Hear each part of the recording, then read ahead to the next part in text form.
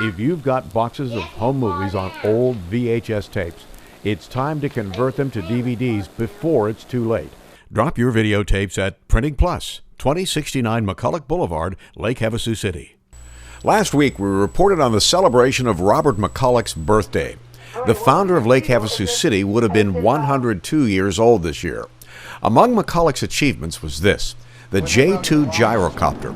During the party at the Lake Havasu Museum of History, we met this man, Richard Goss. He worked for McCulloch back in the day when the 83 gyrocopters were built.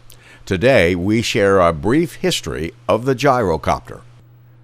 The McCulloch J-2 Gyrocopter used a conventional aircraft engine and propeller to push the aircraft forward.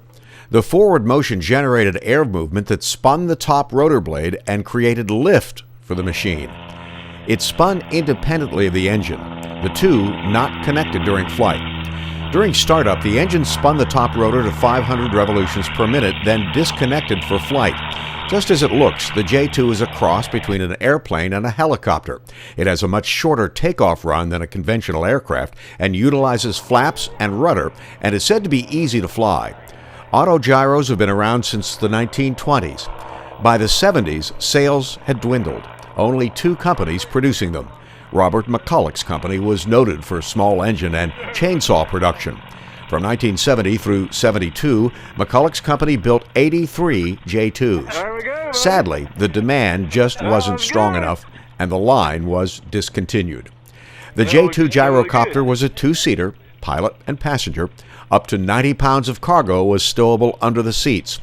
The J-2 is 16 feet long, 8.5 feet high, rotor diameter 26 feet, loaded weight 1,026 pounds.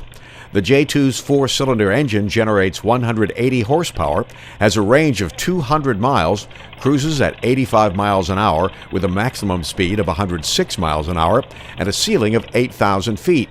In its day, a pretty nifty little aircraft. Imagine what it could do with updated technology. Tomorrow, we'll hear from the man who tested the gyrocopters as they came off the assembly line, Richard Goss. Jim Matthews, Havasu Video News.